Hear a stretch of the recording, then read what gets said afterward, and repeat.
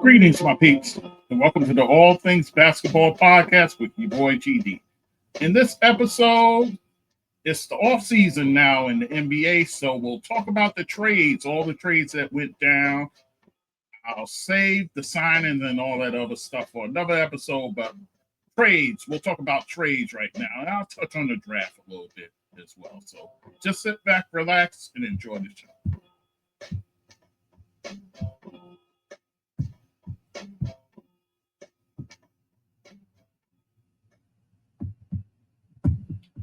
Okay, guys, it's your boy GD back with the All Things Basketball with GD podcast. And guys, finals are over. And now we slip into first the draft and then the free agency. But a lot of trades went down even prior to the finals finishing. In fact, you had two major trades that went down before the finals were done, which leads me to say, what are we even doing? Should we not have a moratorium on trades and them not going down during the NBA finals? It all could be announced the day after, but when you do it during the NBA finals, it takes away from the finals itself. I understand, I get it. Not every game in the finals is on every day, so you got to fill that space with something, but I think it would be incumbent upon Adam Silver to have a moratorium on trades not to take place during the NBA finals. Once the finals is done, you can announce the trades till the cows come home. But during the finals, I think the focus should be on the series itself. That's my thing. So take with it what you will. So with that said, guys, I did want to touch on the draft really quick because it was just a few items that were of real interest. You had the situation with, first of all, Cooper Flag going number one to Dallas. That was pretty much a fait accompli. So we'll see what he does over there. It looks like he's going to have some help. You know, he'll have an AD there. You know, there also have your bigs like Daniel Gafford there as well.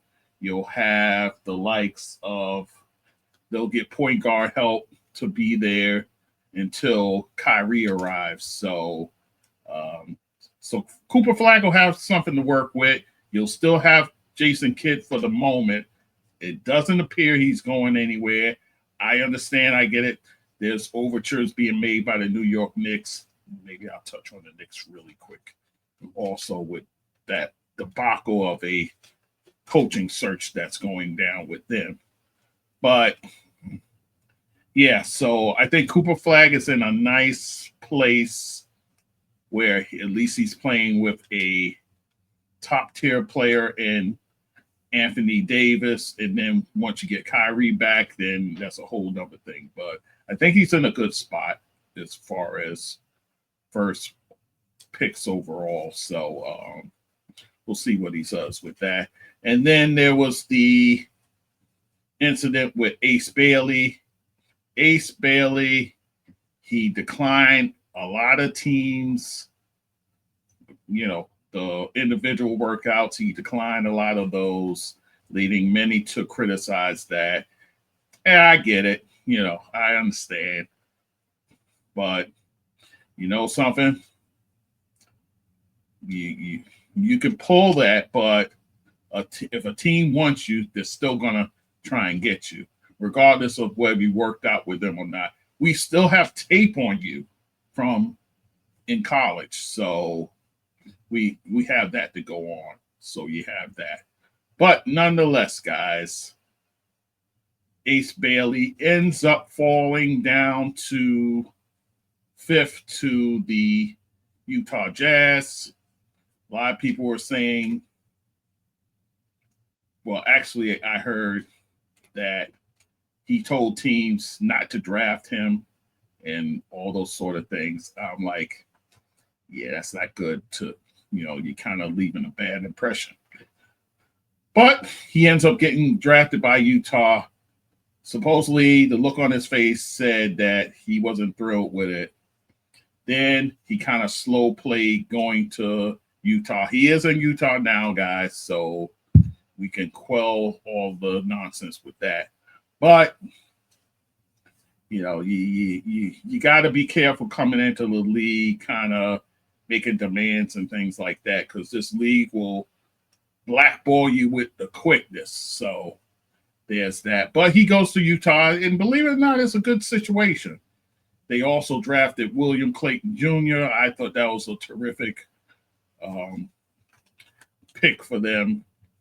He's a guy who's a ready-made guard that can play in this league. So I think the combination of those two guys with what they already have over there in Utah, nice young nucleus. So, Will Hardy, who they just gave an extension to, will be able to kind of mold the talent that's over there. We'll see what happens. Whether they bring back Lauri Markkanen is a whole different issue. So there you have that.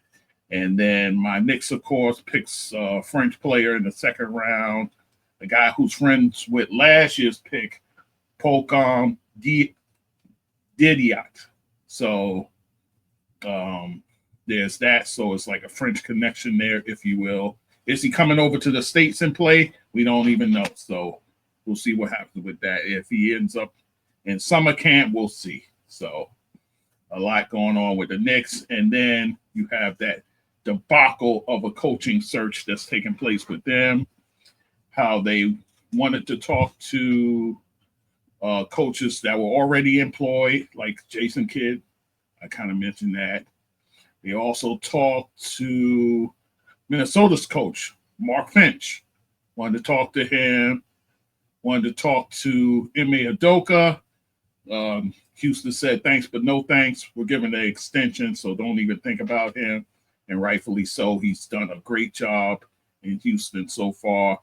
They even going as far as trying to talk to Quinn Snyder in Atlanta. And I'm like, what are we even doing here? We look discombobulated with this. So now they're interviewing actual coaches that aren't employed per se, like a Taylor Jenkins. They're looking at him. Mike Brown, who's going on the second interview as we speak. So there's that. Then I even heard they made inquiries about Dawn Staley. I don't imagine her leaving South Carolina to come coach the Knicks. I don't see that at all. But supposedly the Philadelphia ties she has with the Brunsons and all those sort of things made her a candidate. I'm using air quotes, guys. So there's that.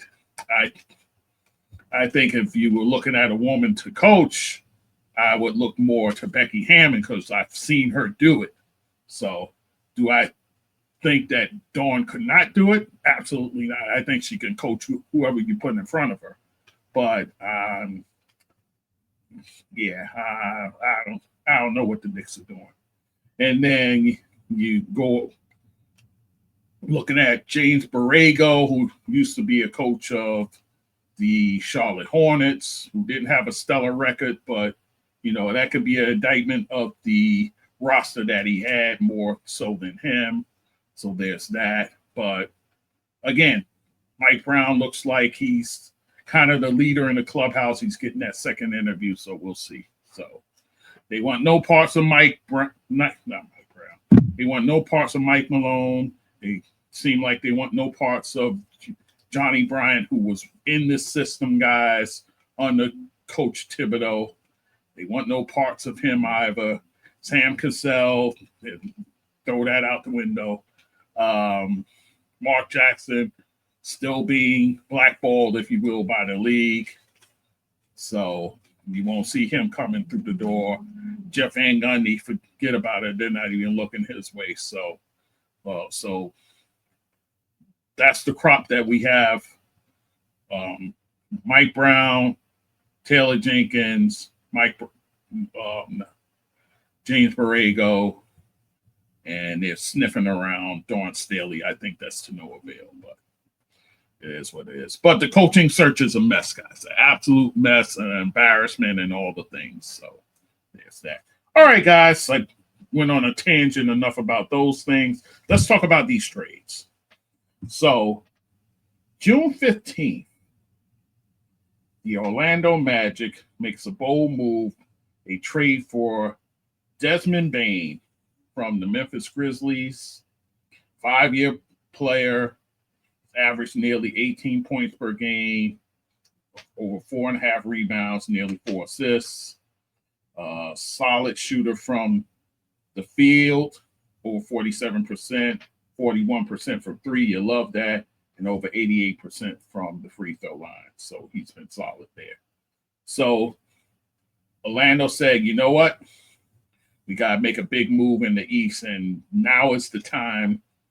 The East is ripe right now. So whatever power moves you can make, do it now, because this could be a year where anybody can come out of the East. So Orlando made that trade, sending over to Memphis. They are sending Kentavious Caldwell-Pope, a 12-year vet, champion with the Denver Nuggets. So you get a cagey veteran there, a 3-and-D guy, and then Cole Anthony, guard. He's a combo guard to me, at least. 5 years in the league gives you firepower off your bench. Also, they were able to get 5 first-round picks, guys. This year's pick that ended up being Cedric Coward, the small forward from Washington State. And then in 2026, they'll do a pick swap, and that's between the teams Phoenix and Washington. So you know that's going to be probably a lottery pick. So they'll get a good pick there. 2008, they get a first rounder. 2009, there's a pick swap between themselves and Orlando. So it'll be between Memphis and Orlando, who has the worst pick. And then 2030, outright, it'll be Orlando's picks. So, of course, the Stephen A's of the world, those type of people are saying 5 first rounders for a guy who hasn't appeared in an all-star game yet is a lie. They said the same thing about Mikal Bridges when the Knicks made their trade. Here's what I'm going to say. And the way I speed read through the draft we just had, the drafts aren't what they used to be, guys, because you got the super seniors that are staying around for the NIL money. You got the young guys that are coming in, but it seems like it's not a lot of development that's happening with these guys when they come into the league. They don't blossom until about 3 or 4 years down the line, whether they're with the same team they were drafted with or move on. So it's the draft isn't the magic bullet that it used to be back in the day. So I think people like Stephen A. and the rest of them, I think they overvalue these first round picks, thinking they're on the same caliber as a NFL first round draft pick. I think that's where the mistake lies. So Orlando, if they felt this was the price to get a guy like Desmond Bane, a guy you could plug in as your shooting guard, he will be rock solid. My only concern with him is injuries. He does have an injury history about him. So that would be my only concern. But you're getting the guy when he's out there, he's as solid as they come. And then you'll have a starting lineup of Bane, probably Jalen Suggs in your backcourt there, along with Paolo Banchero, Franz Wagner, and your center for the moment, Wendell Carter Jr. So That's still a very good lineup in the Eastern Conference. That's enough to get you by. So Orlando's going for it. So Jamal Mosley has a nice lineup there. So we'll see. So that is your one trade, guys. A week later, before I go any further, now with this trade going down, Desmond Bane, a lot of people are saying, oh, maybe they'll tear it down and do like OKC and just get a bunch of draft picks. Not so fast. They have decided to keep Jaren Jackson Jr., give it an extension. I'll talk about that when I talk about the free agent signings. But Ja Morant, for the moment, looks like he's safe for now, but it's still a long off season. Could he be moved? Possibly. Is there a market for him? I'm not sure, to be honest with you. So I think of anybody who could be on the move, it would be him. So keep an eye out for Ja Morant, whether he makes it to training camp with the Grizzlies. So we'll see. All right, so let us move on. A week later, you have Kevin Durant on the move yet again, guys. Kevin Durant now going to the Houston Rockets. He goes to the Houston Rockets, guys, in exchange for Jalen Green. I told you guys, I knew he was on the trading block. I knew it was a matter of time.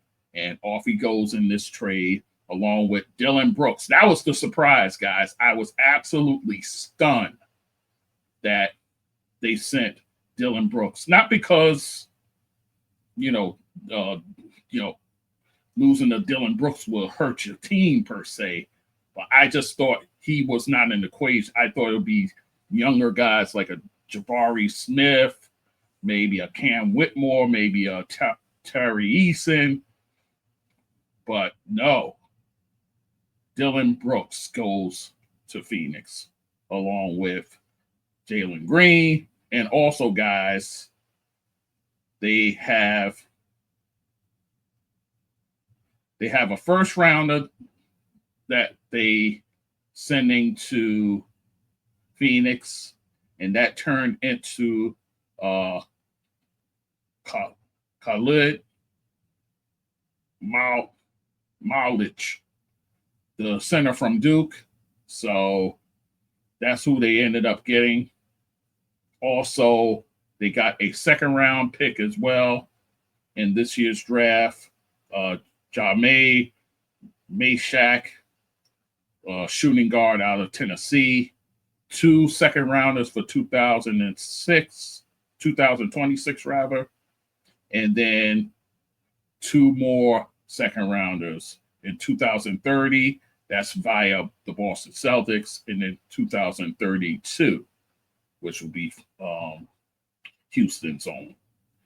So that's what you get for Kevin Durant. A lot of people say, oh, it should have been more first rounders, this and that. Again, I revert back to what I was saying about the previous trade as far as overvaluing first round picks. They got one in this deal, so you take your hat off to them for that.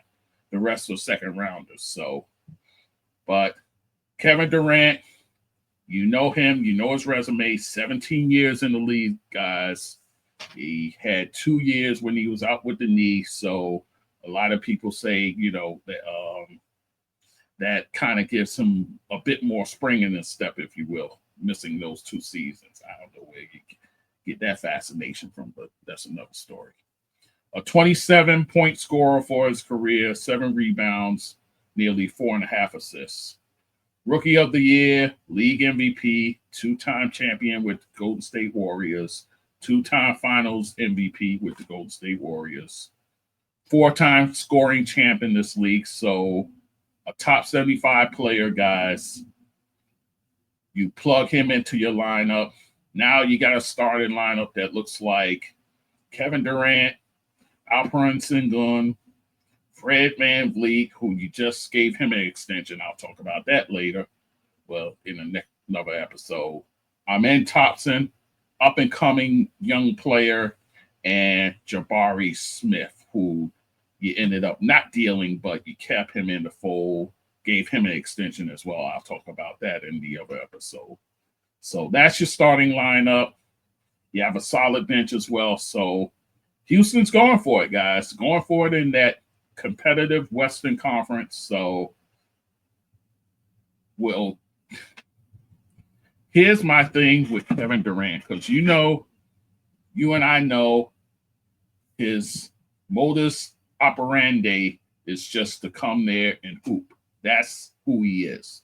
He wants to go there and hoop. He's not there to, be a rah-rah guy, if you will. So I think you leave that to guys like Fred VanVleet, who also has won a championship. So he has the pedigree there as far as that goes.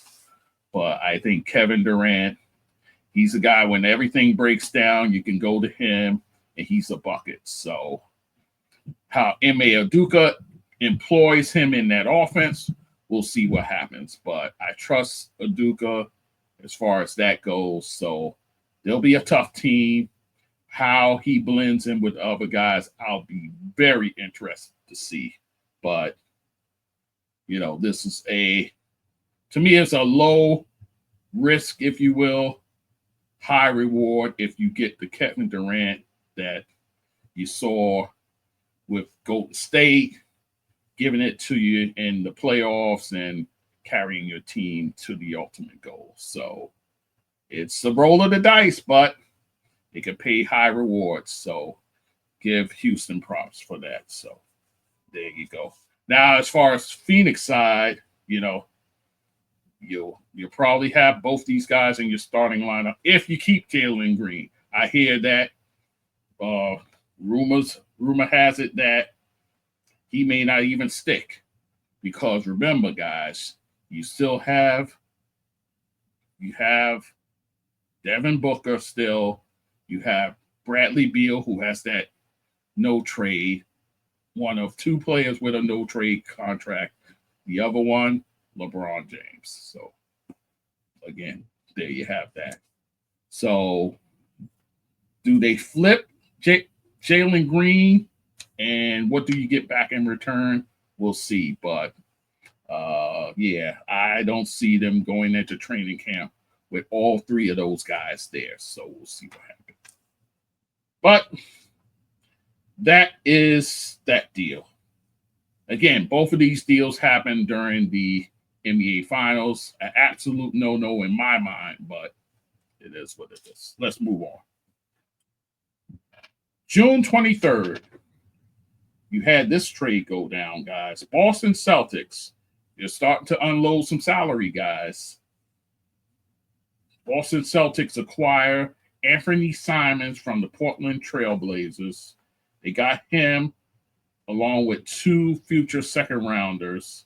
And guys, Anfernee Simons I thought he was a really young guy. He's been in the league 7 years, guys. That's longer than Desmond Bane. He's been in the league 7 years, 3 of those relegated to the bench. And then once they elevated him to starter, he blew up, man. 7 years, so he has a 15-point average, over 3 assists per game. That's what he gives you. And exchange for Simons, they deal Jrue Holiday, guys. So Jrue Holiday, he packs his bags, and I'm sure Lauren Holiday is not pleased, especially when these kind of trades go down. But that's part and parcel of being the wife of an NBA player. What can you do? But nonetheless, Jrue Holiday, 16 years in the league, 2-time champion, one with Boston, one with Milwaukee, 2-time All-Star, 6 times All-Defense, guys. So right now in Portland, if I had to guess a starting lineup, I would say Holiday will be your point guard.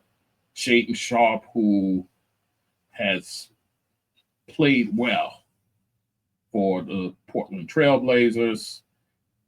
Donovan Clingan will be your center, guys. Toumani Camara That's one of your forwards. Your other forward, I flip between these two, Jeremy Grant and Robert Williams III. Reason I say that is because I think Jeremy Grant could be a guy that's on the market. In other words, he's expendable, if you will, for the Portland Trail Blazers. So we'll see there. But that's probably your lineup there. So Chauncey Billups gets him a professional point guard, and Jrue Holiday, maybe somebody who Scoop Henderson can learn behind, you know. So there you go. But so that is your deal as far as that goes, guys. So Boston dumping salary, and they won't be done. I'll continue with them later. And then on the next day, June 24th, New Orleans Pelicans, they make a move, guys. They acquire Jordan Poole from the Washington Wizards, along with Saddiq Bey, their small forward there. Also, they get a 2025 second rounder that comes in the likes of forward Micah, Peavy, who played at Georgetown, guys. So you have him now. And then Washington gets in return, rather, guard CJ McCollum. So CJ McCollum, a 12-year vet, nearly 20-point scorer per game, nearly 4 assists, 3.5 rebounds over that. A league most improved player once upon a time. Still hasn't made an all-star game, guys, for reasons unbeknownst to me. And going to Washington, I don't foresee that happening for him there. So you have that, along with Kelly Olynyk, seems like he's always included in the trade. Also a 12-year vet, by the way, guys. So in Washington now, you're probably looking at a lineup of CJ McCollum, probably Bub Carrington. That'll be your backcourt. Bilal Coulibaly, probably one of your forwards. You can do this. You can have Kelly Olynyk as your stretch four next to Alex Sarr, who will be your center. So you can have that kind of lineup. We'll see. But CJ McCollum, now it looks like he'll be a go-to guy over there because you don't have too many of them in that regard. So I expect him to put up big numbers with the Washington Wizards because you don't have anybody else, to be honest with you. So there's that. As far as Jordan Poole goes, here's what I foresee as the starting lineup over there. Jordan Poole will be in the backcourt with DeJounte Murray, Zion Williamson, who seems like it's a new dedication to him, thanks to Joe Dumars over there. Trey Murphy, I think, will be your other forward, given the extension he was given. And you can either go small by having Herb Jones be your center, or you could go traditional with Yves Missy. So you could go either way as far as your center goes. But that looks like, so far, that looks like your starting lineup. So, but Jordan Poole seemed like he's bouncing around, guys. So what he does in New Orleans with a guy like Willie Green, I think he will be able to rein him in a bit.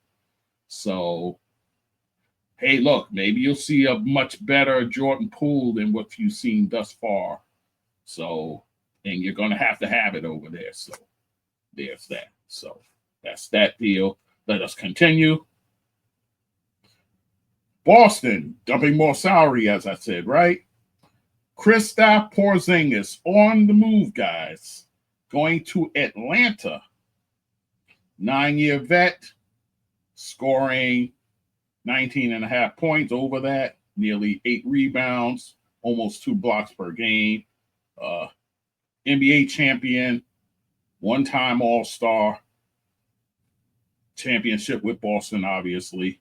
So he goes to the Atlanta Hawks.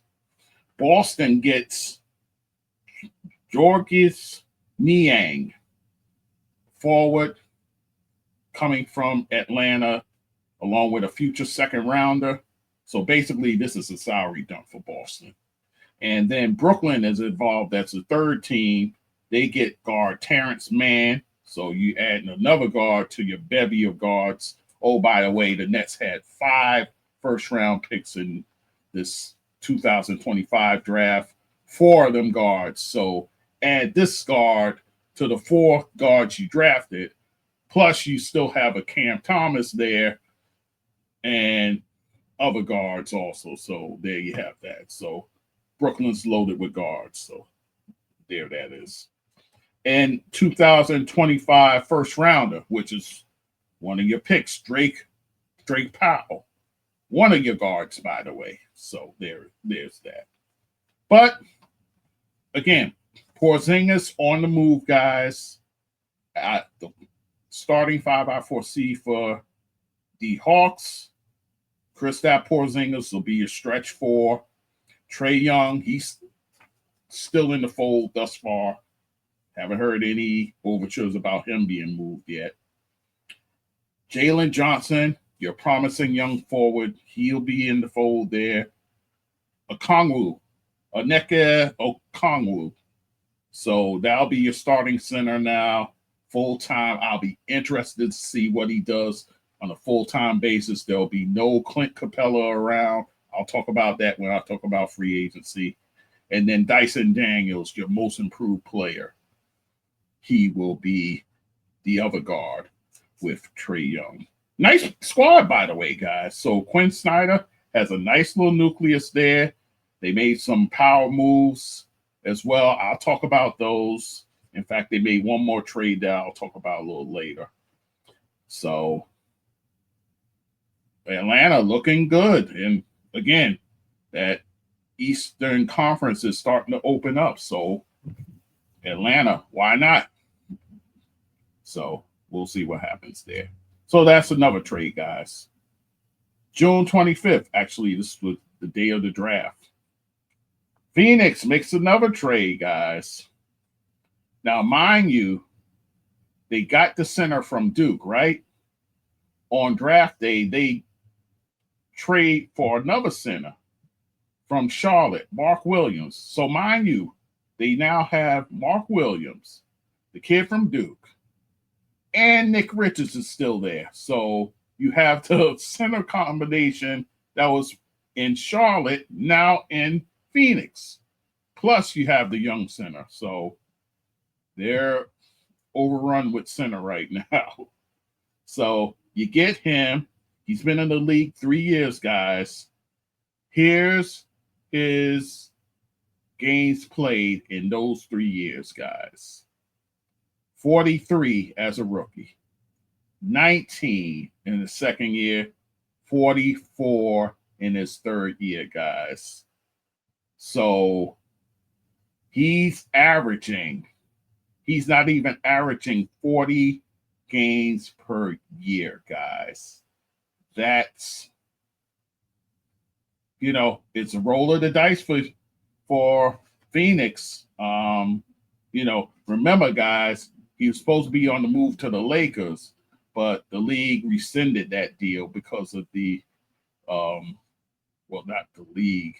I believe it was the Lakers who saw something wrong with the medicals. So he was sent back. So now he's on the move yet again, guys. So it leads to a lot of confusion what Phoenix is doing over there, but nonetheless. And they send in exchange a guard they know well because they had him and sent him in the Nurkic deal. Vasilije Micic. He's like, he can play the point. So, and in fact, he spelled for LaMelo Ball when he got hurt. So he's back in the fold for the Hornets.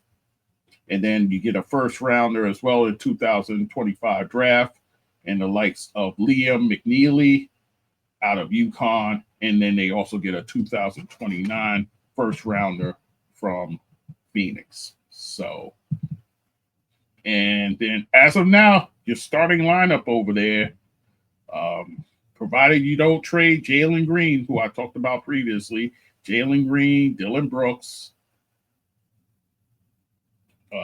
Devin Booker, Bradley Beal, and Mark Williams. That's your starting lineup pretty much. Brooks will probably have to play power forward because you don't have one right now. And then you're going with 3 guards in your lineup. But again, Jalen Green could be on the move, so there's that. So that is your deal as far as Phoenix goes. Let's continue. On June 28th, this is kind of a low-level deal, but interesting one. Cleveland gets Lonzo Ball. Who played in the league. He's been in the league 8 years, but played in only 6. And here's his games played, guys. 52 as a rookie, 47 as a second-year player, 63, which will be the most games he's played as a pro in one season, 55, 35, 2 years injured with that knee, and then last year playing 35.